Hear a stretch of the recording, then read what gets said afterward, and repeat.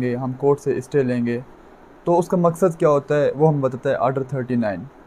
बिना ताख़िर किए हम चलते हैं अपने टॉपिक की तरफ।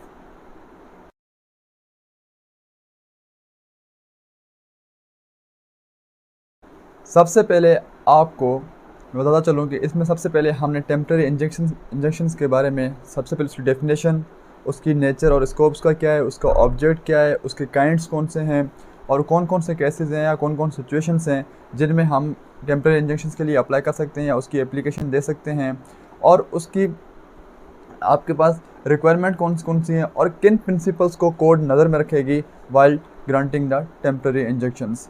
सबसे पहले हम चलते हैं डेफिनेशन की तरफ।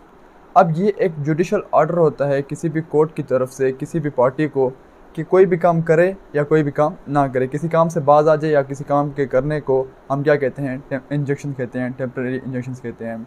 अब ये टेम्परेरी जो इंजेक्शन होती है ये कैसे ग्रांट की जाते हैं ये हमें मज़ीद बताता है आर्डर 39। तो उससे पहले हम देखते हैं इसका स्कोप क्या है, इसकी नेचर क्या है। ये एक डिस्क्रिशनरी पावर है कोर्ट का। अब कोर्ट की मर्ज़ी, अब जब आर्डर 39 का रूल 1 पढ़ेंगे तो उसमें वर्ड इस्तेमाल हुआ है द कोर्ट में ग्रांट द इंजेक्शंस।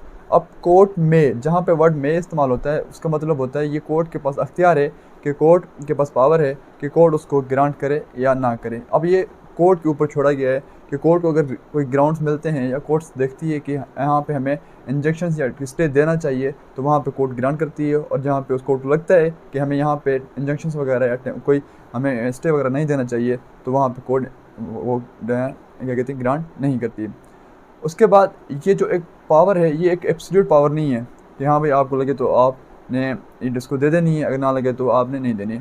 उसके लिए कुछ प्रिंसिपल्स हैं जो इस वीडियो का हिस्सा है वो हमने डिस्कस करने हैं, और उसके बाद हमें पता चलेगा कि वो कौन कौन से प्रिंसिपल्स हैं जिनको कोर्ट देखते हुए इंजंक्शंस या स्टे वगैरह ग्रांट कर सकती है। अब उसके बाद कुछ इसके मकसद क्या हैं। अब ये उससे पहले हम देखते हैं इसके जो केसेस या सिचुएशंस हैं वो सिचुएशन कौन कौन सी है जिनमें हम, या कौन कौन सी सूट्स हैं या कौन कौन सी हम जो कोर्ट की तरफ हम कोई भी प्रोसीडिंग लेके जाते हैं तो कौन कौन प्रोसीडिंग्स के साथ, कौन कौन सी प्रोसीडिंग्स के साथ हम ये स्टे की एप्लीकेशन दे सकते हैं। सबसे पहले ये आपको ये याद रखना है कि ये जो स्टे हम लेते हैं इसलिए से लेते हैं कि हम ने अपनी प्रॉपर्टी को प्रिजर्व करना है। जो प्रॉपर्टी कंडीशन है हमने उसको उसी कंडीशन में रहने के लिए हम क्या करते हैं, स्टे वगैरह की एप्लीकेशन देते हैं। सबसे पहला तो यही है। अब जो भी स्टे वगैरह मिलता है वो हमें मिलता है किसकी, कहाँ पे, प्रॉपर्टी के हवाले से।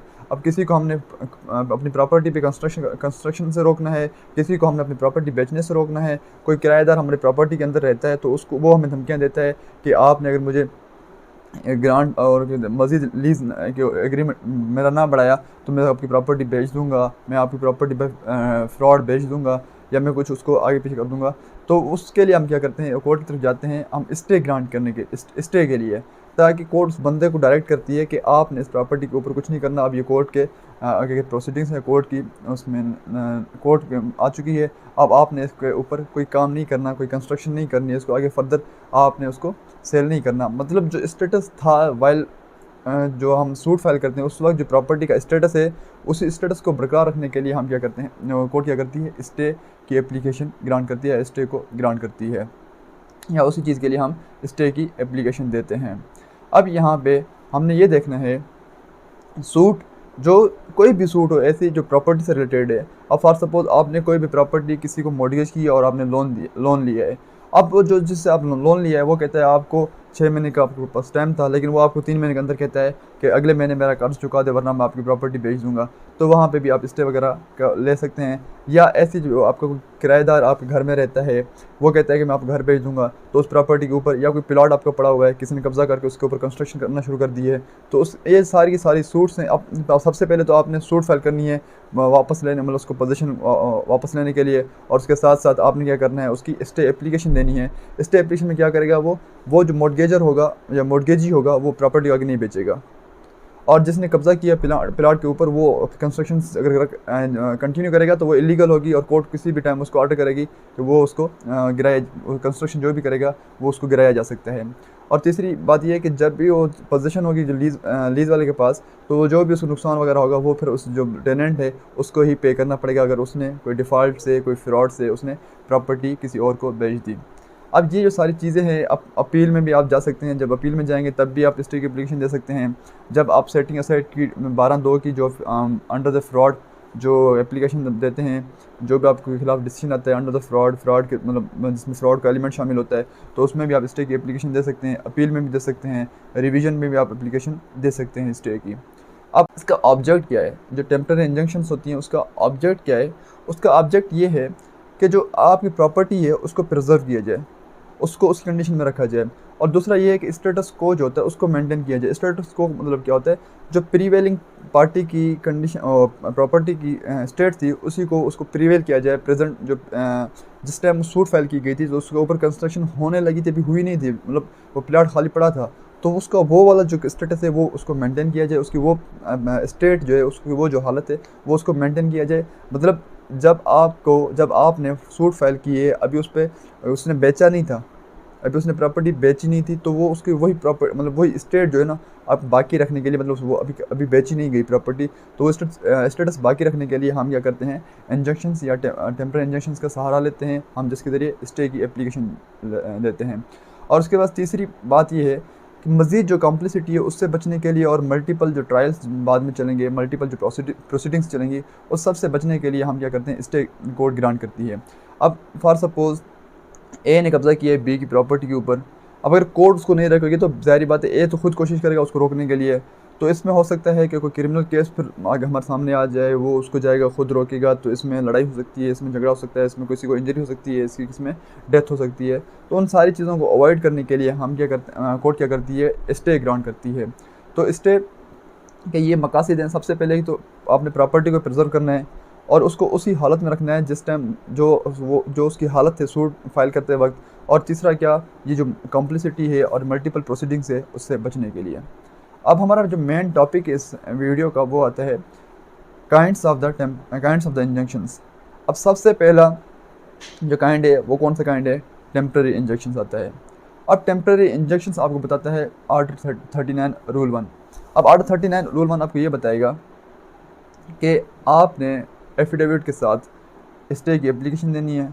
अब सबसे पहले आप क्या करते हैं, कोर्ट में जाते हैं तो आप सूट फाइल करते हैं, और सूट के साथ साथ हमने एक तरतीब पढ़ी थी सीपीसी की, जब स्टार्टिंग वाले हम लेक्चर्स अपलोड किए थे तो उसमें हमने एक तरतीब पढ़ी थी। सबसे पहले हम क्या करते हैं, सूट, और सूट के साथ अगर हमें वहाँ स्टे की एप्लीकेशन की नीड होती है तो वो स्टे की एप्लीकेशन, फिर डिफेंडेंट की तरफ से रिटन स्टेटमेंट आती है, रिटन स्टेटमेंट के साथ अगर स्टे एप्लीकेशन होती है तो उसका रिप्लाई ऑफ द एप्लीकेशन आता है। तो उसके बाद फिर क्या होते हैं, इश्यूज़ वगैरह फ्रेम होते हैं। तो सबसे पहले यहाँ पे क्या होता है, टेम्पररी इंजेक्शंस की सबसे पहले आपको पता होना चाहिए कि स्टेज कौन सी है, आप वो कौन सी सूट की कौन सी स्टेज पे, very initial stage of the suit आप उसको क्या कर सकते हैं, फाइल कर सकते हैं कोर्ट के अंदर। और उसका टाइम पीरियड क्या होगा, जब देखें आप सूट फाइल कर रहे हैं तो आप डिफेंडेंट के साथ तो नहीं लेके आते, तो in the absence of defendant तो आप क्या करते हैं, 15 दिन का आपको मैक्सिमम कितना आपको मिल सकता है, 15 दिन का स्टे मिल सकता है। उसका लिमिटेशन कितनी है, मैक्सिमम 15 दिन की मिल सकती है। कोर्ट की मर्जी है, डिस्क्रिप्शन है कोर्ट की कि वो आपको 1 दिन का स्टे दे, 2 दिन का स्टे दे, 5 दिन का, 7 दिन का, या फिर वो बाद में थोड़ा स्टे बढ़ा दे। तो वो स्टे कितने दिन का मिल सकता है आपको, मैक्सिमम 15 दिन का मिल सकता है। और उसके बाद अब इसका स्टेज कौन सी हो गई, आपने सूट के साथ साथ आपने इनिशियल सूट हो गई। अब उसके बाद रिटन स्टेटमेंट आएगी, रिटन स्टेटमेंट के साथ साथ क्या आता है, डिफेंडेंट का रिप्लाई आता है। अब जब डिफेंडेंट रिप्लाई देता है तो उसके फिर उस एप्लीकेशन के ऊपर फिर क्या होते हैं, आर्ग्यूमेंट्स होते हैं। आर्ग्यूमेंट्स क्यों होते हैं, आर्ग्यूमेंट्स इस वजह से होते हैं कि आपने डिसाइड करना होता है, जो स्टे एप्लीकेशन है उसका फेट डिसाइड करना होता है कि चाहे whether we should accept that application और we should reject that application, whether the court should accept that application और whether court should reject that stay application. तो अगर कोर्ट एक्सेप्ट करती है तो डिफेंडेंट के पास राइट है कि वो उसके पास क्या रेमेडी है कि वो कोर्ट जाके अपील फाइल कर सकता है हायर कोर्ट में।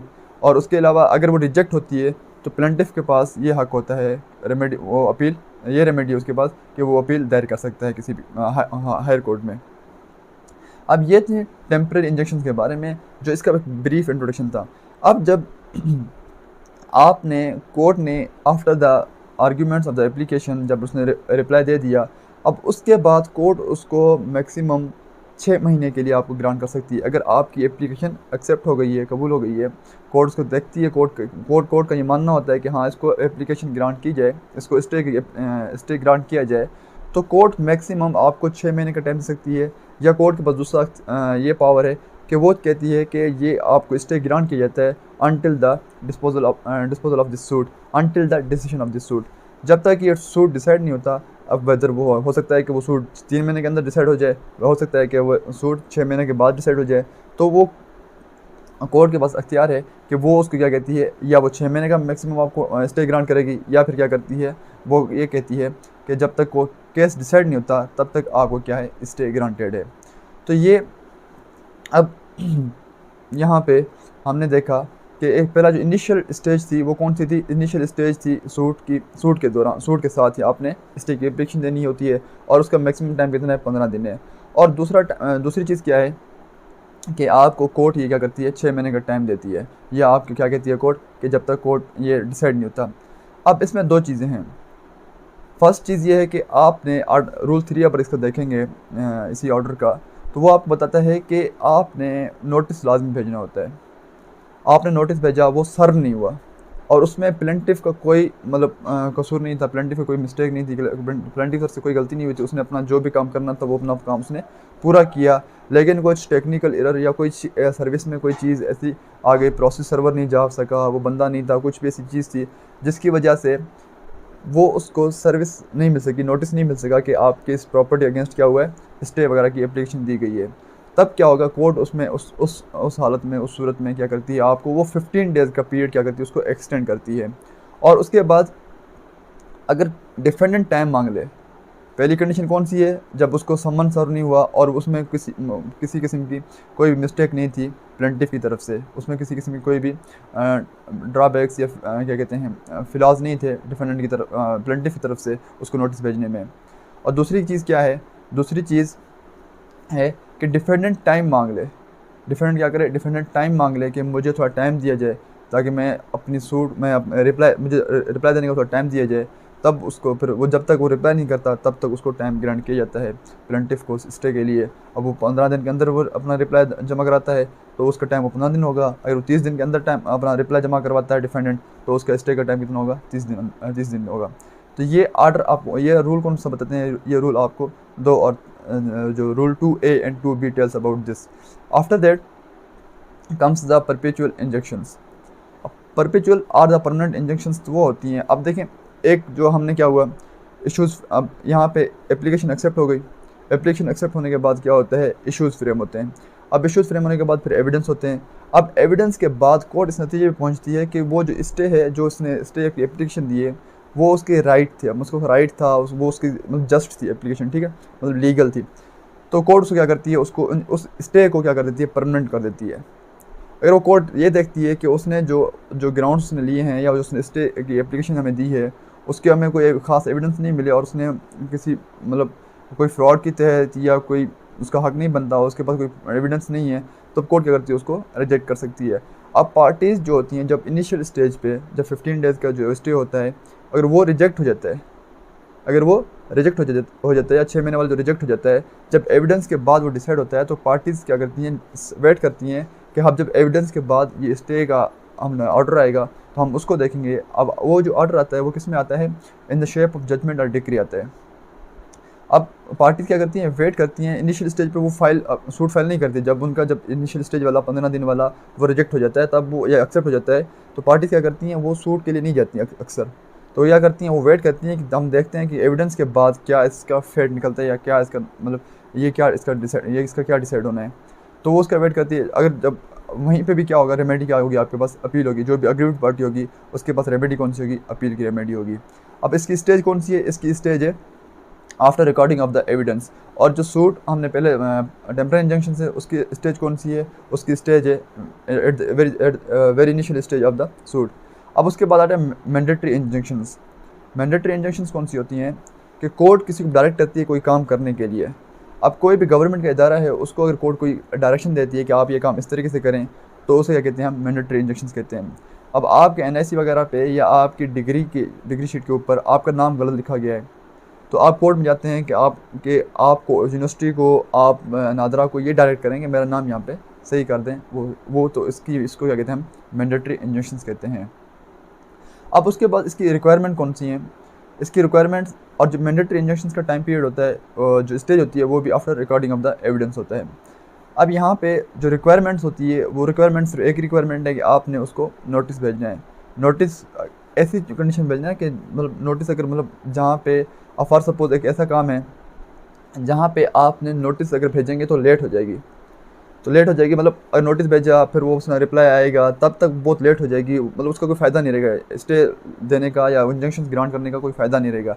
तब उस सिचुएशन में कोर्ट क्या करती है, आपको विदाउट नोटिस क्या कर स्टे ग्रांट करती है। तब वहाँ पे स्टे आपको विदाउट नोटिस ग्रांट किया जाता है। जहाँ पे नेसेसरी कंडीशन होती है या इमरजेंसी सिचुएशन होती है तो वहाँ पे आपको नोटिस के बगैर भी क्या कि स्टे ग्रांट किया जाता है।